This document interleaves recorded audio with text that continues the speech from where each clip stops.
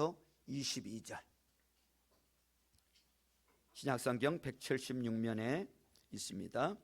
우리 찾으신 분들은 기립하셔서 하나님을 경외하는 마음으로 우리 합독하도록 하겠습니다. 시작. 유대 사람의 유월절이 가까워져서 예수께서 예루살렘으로 올라가셨다.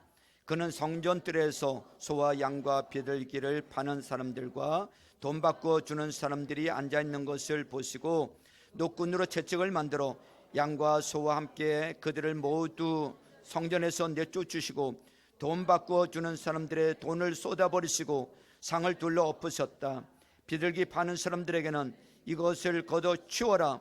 내 아버지 집을 장사하는 집으로 만들지 말아라 하고 말씀하셨다. 제자들은 주님의 집을 생각하는 열정이 나를 삼킬 것이다 하고 기록한 성경 말씀을 기억하였다. 유대 사람들이 예수께 물었다. 당신이 이런 일을 하다니 무슨 표정을 우리에게 보여주겠소? 예수께서 그들에게 말씀하셨다. 이 성전을 허물어라. 그러면 내가 사흘 만에 다시 세우겠다. 그러자 유대 사람들이 말하였다. 이 성전을 짓는데 46해나 걸렸는데 이것을 사흘 만에 세우겠다고요? 그러나 예수께서 성전이라고 하신 것은 자기 몸을 두고 하신 말씀이었다. 제자들은 예수께서 죽은 사람들 가운데서 살아나신 뒤에야 그가 말씀하신 것을 기억하고서 성경 말씀과 예수께서 하신 말씀을 믿게 되었다. 아멘. 자, 하나님의 자녀들이 일어서셨으니까 하나님의 자녀들의 복을 빌어주면 정말 내린다는 것을 믿고 우리 앞뒤 좌우분들에게 우리 이렇게 축복해 주세요. 자, 축복해 주세요. 주님의 이름으로 잘 될 것입니다. 더 잘 될 것입니다. 최고로 잘 될 것입니다. 다시 한번 합니다. 주님의 이름으로 잘 될 것입니다. 더 잘 될 것입니다. 최고로 잘 될 것입니다. 아멘이죠?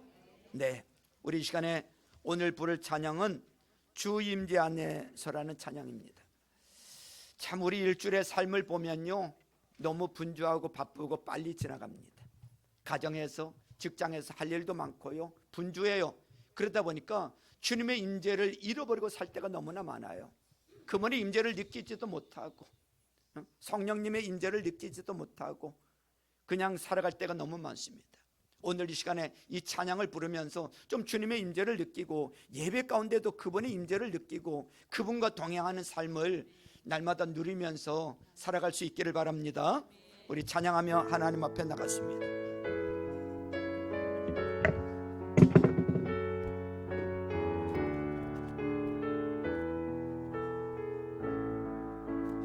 내 모든 것, 내 모든 것, 나의 생명까지 다 주님 앞에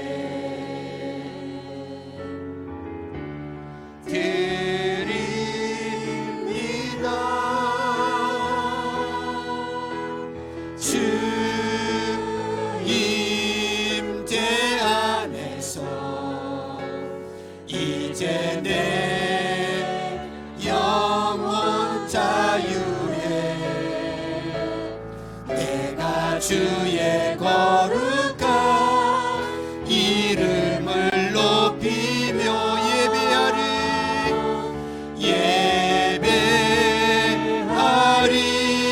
어린 양 찬양해요. 어린 양 찬양하리. 내 평생 그 하나로 충분해요. 어린 양 찬양하리. 내가 주의 임재 안에서 내 모든 것, 내 모든 것, 나의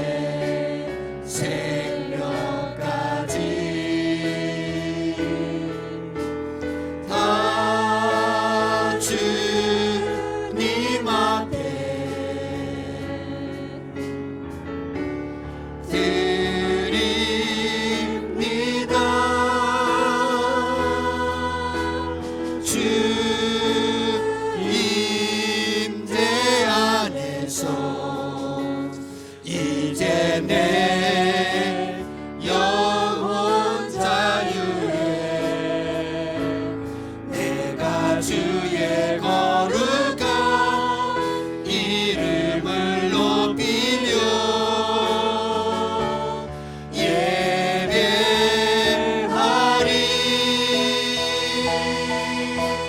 어린 양 찬양하리. 내 평생 그 하나로 충분해요. 어린 양 찬양하리. 내가 주의 임재 안에서 어린 양 찬양하리. 어린 양 찬양하리. 내 평생 그 하나로 충분해요. 어린 양 찬양하리.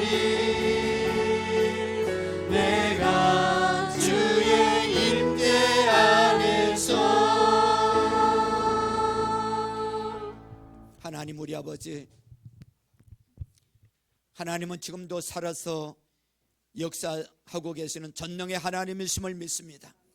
우리와 늘 동행하고 계시고 임재하고 계시는데 그분을 느끼지 못하고 그분과 동행하기보다 하나님 아버지 분주한 일상 가운데 하나님 아버지 그분의 임재를 느끼지 못하고 사는 저희들을 주님 용서하여 주옵소서.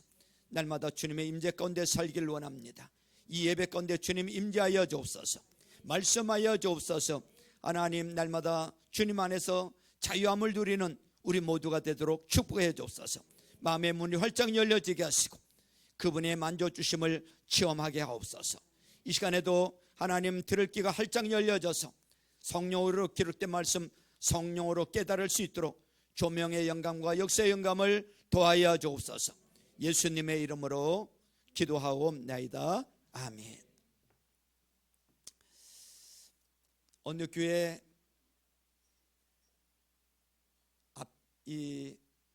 어느 교회 그 담벼락에 담에 우리는 십자가에 못 박힌 기도를 전합니다라는 글자를 붙였다고 합니다.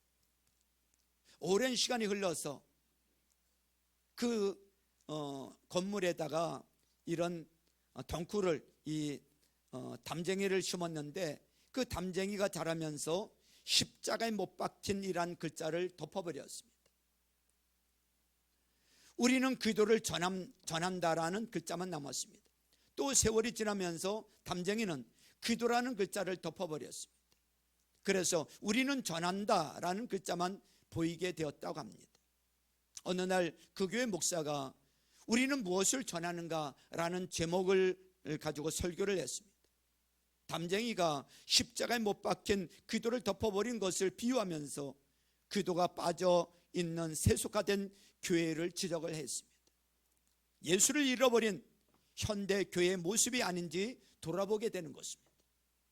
오늘 저도 이 말씀을 가지고 오늘 이 시대에 우리가 드리고 있는 이 예배, 주님께서 오늘 이 자리에 우리를 찾아오셨다면 우리의 예배를 받으실 만한 예배인가? 우리의 예배를 보시고 우리 교회를 보시고 뭐라고 하실 것인가? 한번 좀 느껴보고 좀 우리를 새롭게 하는 그런 시간 될 수 있기를 주님의 이름으로 축원합니다. 여러분, 전 세계 모든 종교가 가장 중요시하는 것은 자기들이 섬기고 있는 신전을 건축하는 일입니다. 자기들의 신에 대한 최고의 신앙적 자세는 그 신전을 최고의 물질적 보화로 최대 건물을 짓는 것으로 생각했습니다. 그러므로 세계 역사상 최대 건물은 다 신전으로 남아있는 것을 보게 됩니다. 기독교든 이슬람이든 불교든 힌두교든 자기들이 섬기고 있는 그 신전을 그렇게 다 중요시 여긴단 말이죠. 이스라엘 민족의 예루살렘 성전 건축은 하나님을 섬기는 신앙의 최대의 산물이었습니다. 이스라엘 민족은 예루살렘 성전에서 모든 축복과 은총을 받는 선민의 긍지를 가지고 살았어요. 이스라엘 민족은 성전 없이는 살 수가 없었어요. 성전은 신앙의 중심이요 삶의 중심이었습니다. 모든 삶은 성전을 중심하고 순례자의 생활을 하며 살았습니다. 저들은 1년에 3번씩 예루살렘 성전을 찾아 절기를 지켰습니다. 절기를. 예수님은 유대인들이 그토록 존중히 여기는 이 성전을 허물라고 오늘 말씀하고 있어요. 이스라엘 백성들이, 유대 사람들이 그렇게 존중하고 있는 이 성전을 허물라는 거예요. 이는 혁명적 선언이요 유대인의 신앙의 정면으로 도전하는 거예요. 무엇 때문에 이 성전을 허물라고 말씀하셨을까? 그 이유가 무엇일까? 예루살렘 성전은 모리아 산에 여러분 3번에 걸쳐서 지어졌습니다. 모리아 산에. 여러분, 첫 번째는 솔로몬이 세운 첫 번째 성전이 세워졌고요. 두 번째는 그 성전이 무너져 내렸을 때 바벨론 포로로 잡혀갔던 사람들이 귀환해서 포로에서 돌아온 뒤 스룹바벨이 세운 성전이에요. 그게 두 번째 성전이에요. 그 다음에 세 번째는 헤롯 왕이, 지금 예수님 그 당시에 헤롯 왕이 유대인의 한심을 사기 위해 증축한 성전인데 몇 년 동안이나 지었는가 하면 46년간에 걸쳐서 제2성전과 연결해서 AD 27년경 완성을 했다고 합니다. 이 헤롯 성전은 타락한 교권의 정치적 소굴이 되어버리고 말았어요. 자, 오늘 성경에 보니까 13절에 보니까 유대인의 큰 명절인 무슨 절기가 찾아왔어요? 6월절이 가까웠을 때 그랬어요. 예수님께서 예루살렘에 올라오셨다 이렇게 말하고 있습니다. 그들은 이 6월절 그 출애굽할 때 그 사건 아시죠? 양을 잡아서 좌우설주와 임방에 바르고 그 피로 인해서 바르지 않은 집들은 다 창자들이 첫 태생들이 다 죽고 이 바른 집만 유월하는 뛰어넘는 그런 사건이 있었는데 그 절기를, 최고의 절기를 지키고 있어요. 그 절기가 왔단 말이에요. 명절이 왔단 말이죠.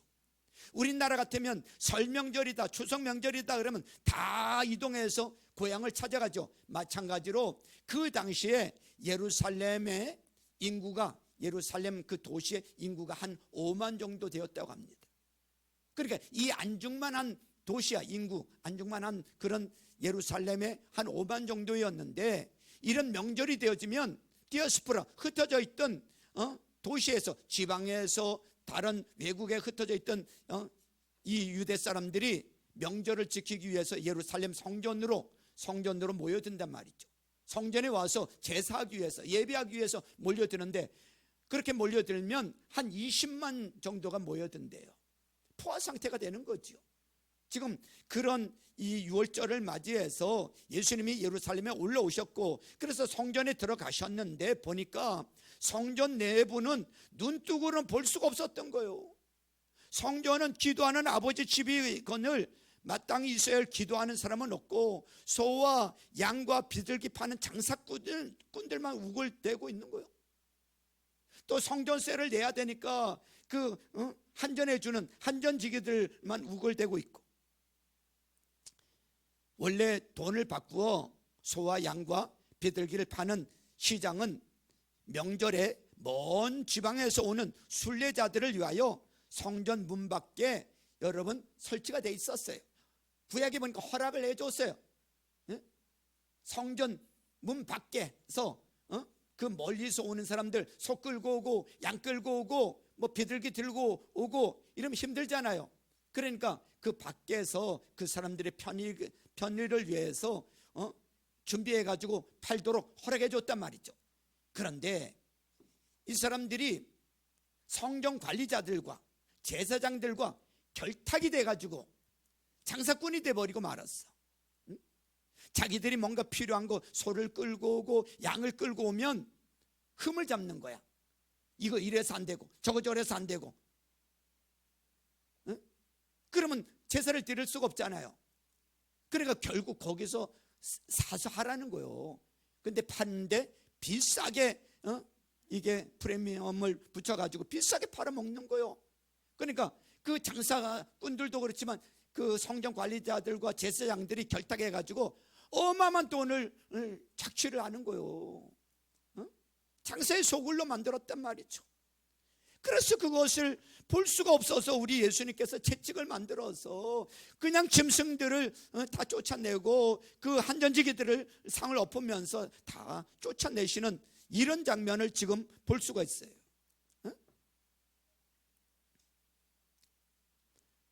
그때 유대인들이 예수님에게 당신이 무슨 권세로 이런 일을 행하는지 표정을 보이라고 보이라고 합니다. 그때 예수님께서 뭐라고 하시는가 하면 19절에 보세요. 19절에 보니까 이렇게 말씀하고 있어요. 이 성전을 허물어라. 그러면 내가 며칠 만에 사흘 만에 다시 세우겠다고 말씀하고 있어요. 그때 유대인들은 이 성전을 짓는데 46해나 46년이나 걸렸는데 이것을 사흘 만에 세운다고 말도 안 되는 소리야. 그런데 예수님께서 성전이라 하신 것은 자기 몸을 두고 하신 말씀이다 라고 21절에 말씀하고 있습니다. 21절이 중요한 거예요. 눈 뜨세요. 눈 감지 마세요. 저를 보세요. 네. 자, 21절을 같이 읽습니다. 시작. 그러나 예수께서 성전이라고 하시는 것은 자기 몸을 두고 하신 말씀이었다 그랬습니다. 예수님은 성전 건축을 몸으로 세우실 것을 계시하고 있어요. 이 성전을 허물라. 여러분 로마 바티칸에 있는 성 베드로 성당을 여러분들 아시죠? 여러분 세계적인 건축물이에요. 웅장한 건축물과 동시에 유명한 화가들이 그린 천장 벽화와 천장화, 벽화 그리고 조각품들은 값을 매길 수 없을 정도의 귀한 것들로 가득 차 있어요.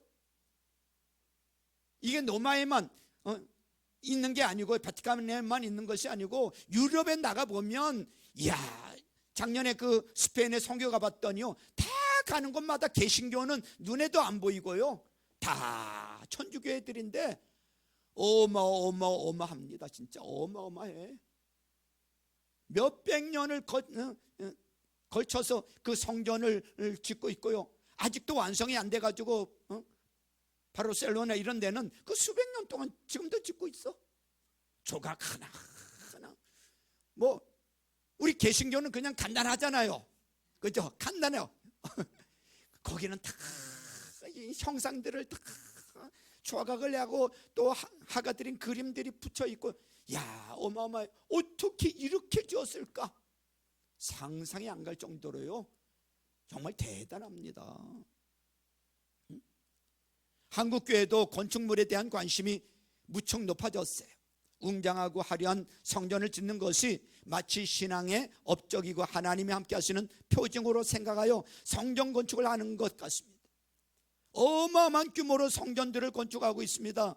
건축물을 통해 종교심을 발휘하겠다는 생각은 동서고금을 막론하고 모든 종교에 나타나는 현상들이야.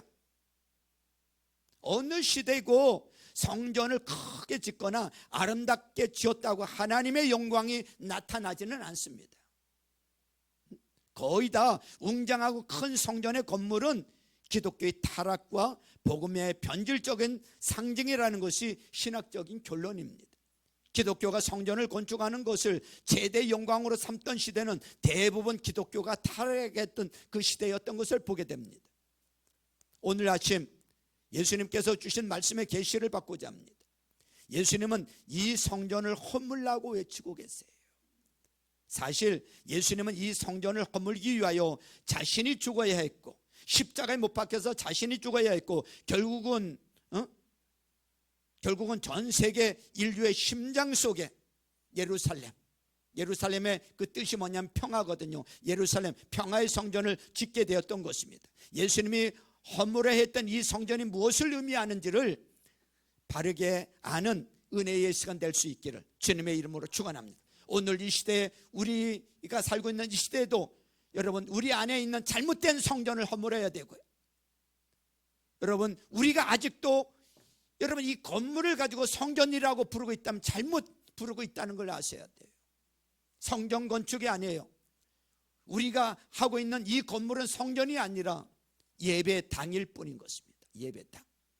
예배당. 하나님 앞에 예배하는 곳이에요. 예배당이지 성전이라고 부르면 안 되는 것입니다. 자, 왜 우리 주님은 이 성전을 허물라고 하셨을까? 한 세 가지 의미로 좀 살펴보고자 합니다. 첫째는 성전은 하나님의 임재를 상징하는 초소인 것입니다. 따라서 해보세요. 하나님의 임재를 상징하는 초소다. 그렇습니다. 하나님은 하늘에 계시지만 또한 땅에서 인간을 만나는 구별된 초소가 필요했던 것입니다. 하나님의 임재를 상징하는 초소가 있습니다. 하나님은 성막을 임재의 초소로 계시하셨어요. 성막.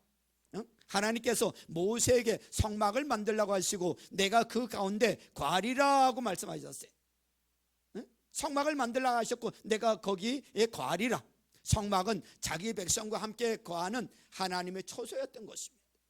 하나님께서는 자기 백성들의 죄와 반역심 때문에 그의 백성들 마음속에 실제적으로 거하실 수가 없었고, 하나님은 모세에게 장막을 세울 것을 세밀하게 계시하셨습니다.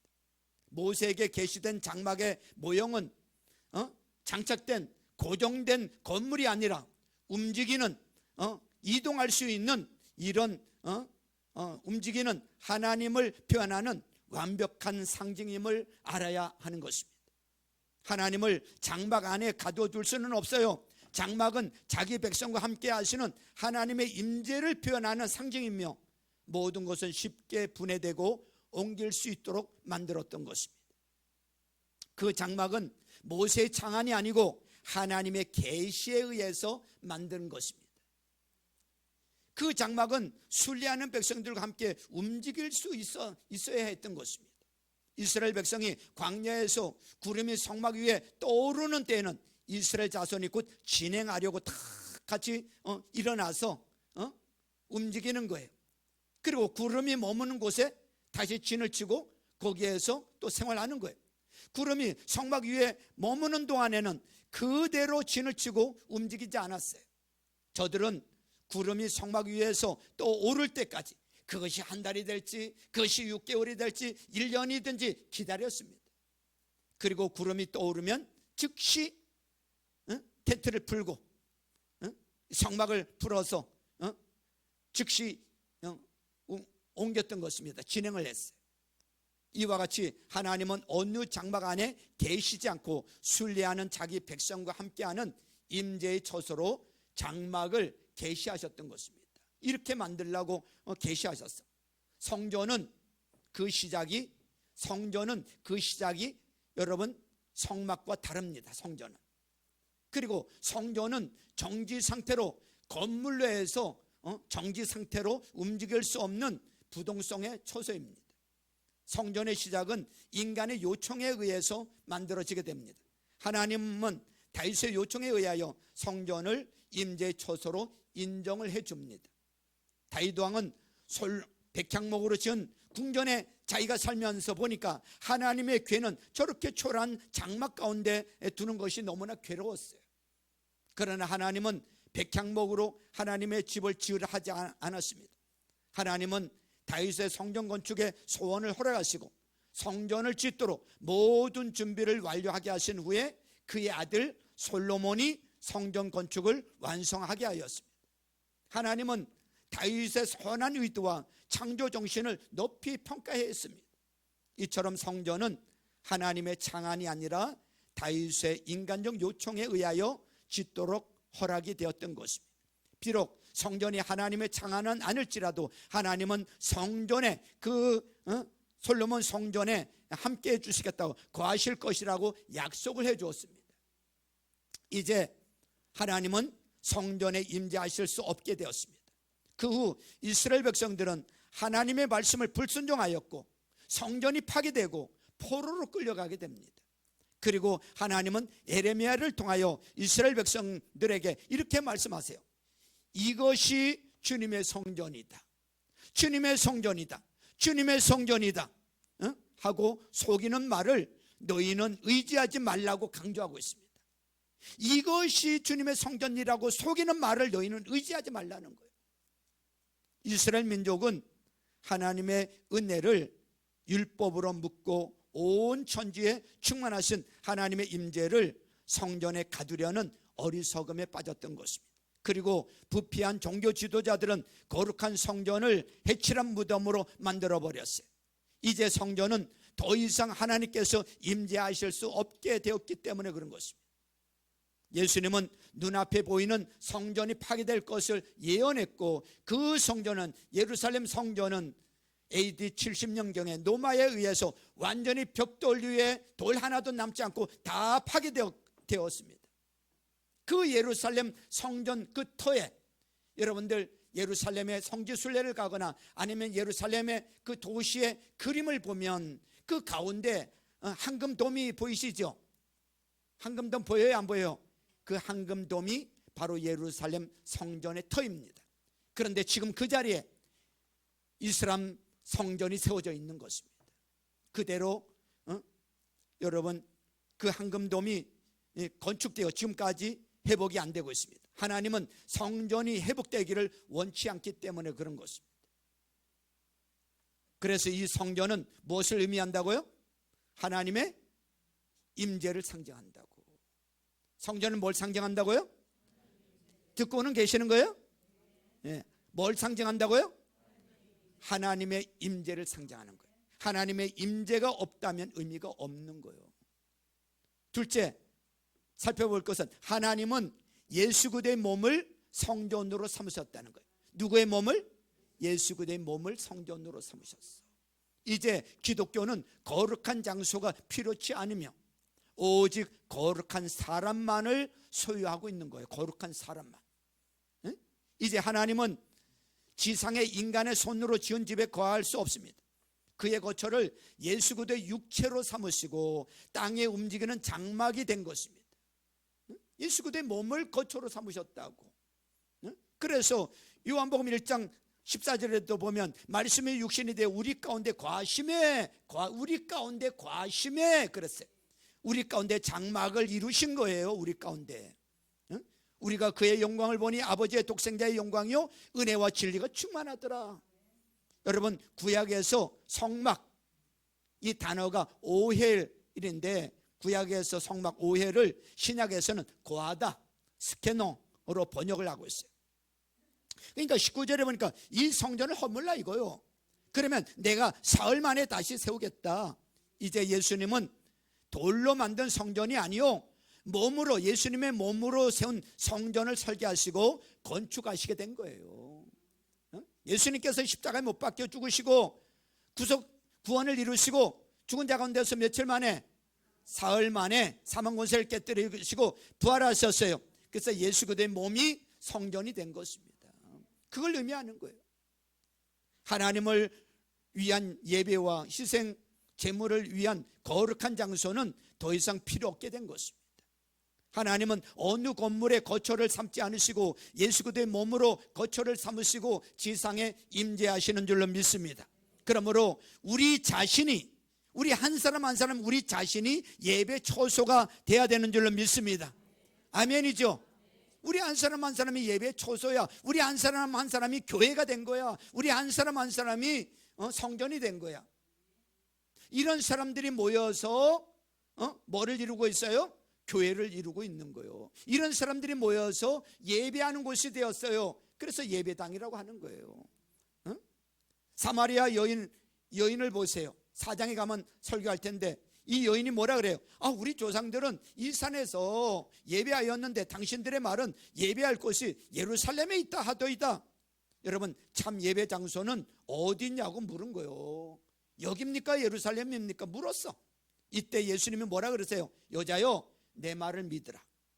이 산에서도 말고 예루살렘에서도 말고 너희가 아버지께 예배할 때가 이르리라고 말씀하고 있어요. 예수님은 그 여인에게 예배할 초소는 두 곳이 아니요 인간 자신이 산 성전이라는 거예요. 인간 자신이 산 성전이다. 산 제사장이 될 것이라고 말씀하고 있어요.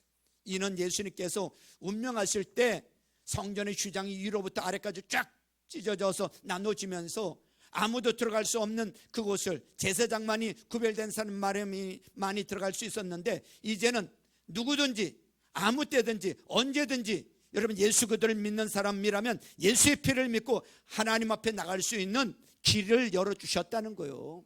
바로 예수님이 성전이시라는 거예요. 예수 그리스도 몸이 성전이시다. 자, 셋째 볼 것은 이제 성전은 우리 몸이라는 거예요. 성전은 이제 우리 몸이라고. 성전이 어디라고요? 우리 몸이라고. 우리 몸이 성전이라고.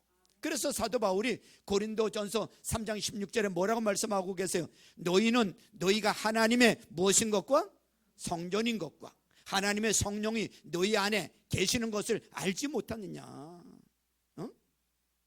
너희가 무슨 전이라고요? 하나님의 성전이라는 거예요. 하나님의 성령이 너희 안에 거하시는 것을 알지 못하느냐. 우리는 그리스도인으로서 성령께서 거하시는 산 성전이 된 줄로 믿습니다. 이 성전은 모두 다 개인 성전으로서의 존재가 아니라 연합된 한 성전을 이루어야 할 것을 가르쳐주고 있어요. 그래서 에베소서 2장 20절로부터 22절에 보니까 이렇게 말씀하고 있어요. 들어보세요. 너희는 사도들과 선지자들의 터 위에 세우심을 입은 자라. 그도 예수께서 친히 모퉁이 돌이 되셨느니라. 그 안에서 건물마다 서로 연결하여 주 안에서 성전이 되어가고, 뭐가 되어가고? 성전이 되어가고, 너희도 성령 안에서 하나님의 거하실 처소가 되기 위하여 그도 예수 안에서 함께 지어져 가느니라 그랬어요. 함께 지어져 가는 거예요. 하나님이 보시는 성전은 구원받은 성도들의 산 모임인 거예요. 우리들의 모임이, 여러분, 우리들의 모임이 이게 성전인 거예요. 이는 개개인의 성전이 집합되어 하나님이 거하시는 하나의 거대한 성전이 되는 것입니다. 바로 우리 자신들이 성전이 되어지는 거예요. 예수님을 모신 하나님의 사람들, 성령이 거하시는 전이 된 사람들 한 사람 한 사람이 성전이 되었단 말이죠. 이제 우리는 산돌같이 여러분 신령한 집으로 세워져야 될 줄로 믿습니다. 우리는 산돌인 거예요. 우리는 몸으로 지어진 성전이므로 몸으로 모이기를 힘써야 되는 거예요. 서로 돌아보아 사랑과 선행을 격려하며 뭐하기를 힘쓰라고요? 모이기를 힘쓰라고 말씀하고 있잖아요. 교회는 성도들이 말씀과 친교, 교육, 또 봉사, 선교 나누는 사랑의 공동체인 것입니다. 초대교회는 가정에서 모였어요. 초대교회는 어디서 모였다고요? 가정에서 모였어. 성전을 건축하지 않았어요. 사도 바울은 가는 곳마다 성도의 집을 교회로 삼았어요. 사도행전에 초대교회로부터 2000년 교회사에서 기독교의 생명을 존속시킨 것은 성전에서 모이는 화려한 교회가 아니라 가정에서 모이는 가정교회였던 것입니다. 우리는 우리의 목장 모임과 같은 거예요. 그러므로 교회는 가정에서 모이는 작은 가정교회인 목장 모임이 가장 이상적인 교회가 되는 줄로 믿습니다. 여러분, 수천 년 동안 놀러 오면서 여러분 교회가 얼마나 핍박을 많이 받았습니까? 공산주의가 되어지고 이 기독교를 핍박하고 교회를 파괴하고 십자가를 다 깨부수고 걸지 못하게 만들고, 그럼에도 불구하고 기독교가 살아 있고 그 복음이 증거되는 것은 보이는 그 건물이 아니라 보이지 않는 그 가정에서 모이는 사람들, 그 가정교회를 통해서 복음이 증거가 되어지고, 그래서 그런 교회를 무슨 교회라고 하는가 하면 지하교회라고 합니다. 지하교회. 근데 그 지하교회가 무슨 교회, 그렇다고 지하교회라고 하니까 어디 땅 파고 저 밑은 카타콤처럼 들어가서 모이는 그런 모임도 물론 있을 수 있겠지만 그걸 의미하는 게 아니고 가정교회를 가리키는 거예요. 가정에서 모이고 복음이 증거가 되어지고 전도가 되어지고 제자를 만들고, 이것이 지금도 공산주의 치하에 있는 곳에서 이루어지고 있단 말이죠. 이것 때문에 기독교가 지금까지 이렇게 여러분 증거가 되어지고 있는 거예요. 여러분, 그래서 이 가정에서 모이는 작은 가정교회는 많으면 여러분 이 가정교회가 얼마나 중요하다는 것을 여러분 깨닫고 여러분 이 가정교회를 우리가 잘 살려나가야 될 줄로 믿습니다. 주일 예배도 중요하지만요, 목장 모임이 너무너무 중요한 거예요. 목장 모임을 뭐라 그래요? 다른 말로 하면 가정교회라고 합니다. 여러분 우리가 예수 믿는 사람들이, 구원받은 사람들이 연합교회적으로 주일마다 모여서 일주일에 한 번씩 예배를 드려야 안 드려요? 드려요. 주일마다 모여서 예배를 드리듯이 여러분 가정교회도 마찬가지예요. 거기도 교회란 말이죠. 가정교회인데 예배를 드렸다 안 드렸다 그러면 그 가정교회 아니에요. 그건 교회가 아닙니다. 가정교회라고 하는 것은 우리가 연합교회적으로 주일날 모여서 이렇게 매주일 예배 드리듯이 가정교회도 쉬지 않고 여러분 예배를 드리는 거예요. 모임을 갖는 거예요. 여러분 성도들이 바빠서 참석 못할 때도 있어요. 그럼에도 불구하고 목자 부부라도 목자라도 혼자서 여러분 그 자리를 지키라고 하는 이유가 왜요? 교회이기 때문에 그렇습니다. 교회이기 때문에. 여러분 가정교회하고 일반 교회하고 다른 이 목장 모임하고 다른 셀이나 구역하고 다른 게 뭡니까? 여러분 이건 교회입니다. 교회. 했다 안 했다 이게 아니에요. 어떤 목장은 어떤 권위적으로 하는 곳이 아닙니다. 섬김이에요. 다 섬김입니다. 목자가 다 섬기는 거잖아요. VIP를 섬기고 목장 식구들 섬기고 다 섬김이에요. 섬김. 여러분 목장 모임 빠지지 말고 여러분 부지런히 참석하셔서 여러분 목장 주일도 은혜 받지만 목장을 통해서도 큰 은혜 받고 또 전도의 아름다운 열매들이 있기를 주님의 이름으로 축원합니다. 이제 교회는 건물이 아닙니다. 구약시대 성전이 아니에요. 하나님은 어느 특정 건물을 선별하여 거처로 삼지 않으십니다. 지금 우리 몸이 성전이에요. 우리 몸이 뭐라고요? 성전이요. 예수 믿는 우리 한 사람 한 사람이 교회라니까. 기도하는 사람이 바로 교회야. 하나님은 성도의 몸을 성전으로 삼으셨습니다. 그러므로 오늘날 교회가 성전을 크게 짓는 것으로 하나님의 영광을 생각한다면 이는 기독교의 유물적 사상인 것입니다. 결론적으로 우리 사랑의 동산교회는 사도행전의 초대교회 정신으로 돌아가야 될 줄로 믿습니다. 우리가 신약교회를 회복하자고 하는 이유가 거기에 있는 거예요. 기독교가 가장 아름다웠던 시절이 어느 때입니까? 초대교회 아닙니까? 사도행전에 나오는 그 초대교회 사람들이 모이고 그들이 모여서 예배하고 또 흩어져서 가정에서 모여서 빵을 떼고 또 잔을 나누고 그리고 있는 것을 제 것으로 여기지 아니하고 서로 상부상조하고 서로 나누는 것을 볼 수가 있습니다. 사도행전 2장에 나오잖아요. 여러분 믿는 사람이 필요한 자에게 나눠주는 교회가 돼야 될 줄로 믿습니다. 자기들만을 위해 쌓아두는 교회가 아니에요. 만약에 교회의 물질적인 자산이 땅에 있다면 부끄러워할 줄 알아야 돼. 우리 교회 이렇게 부자야, 이렇게 돈이 많아, 부끄러울 줄 알아야 돼. 이는 주님의 뜻을 어기고 있기 때문에 그렇습니다.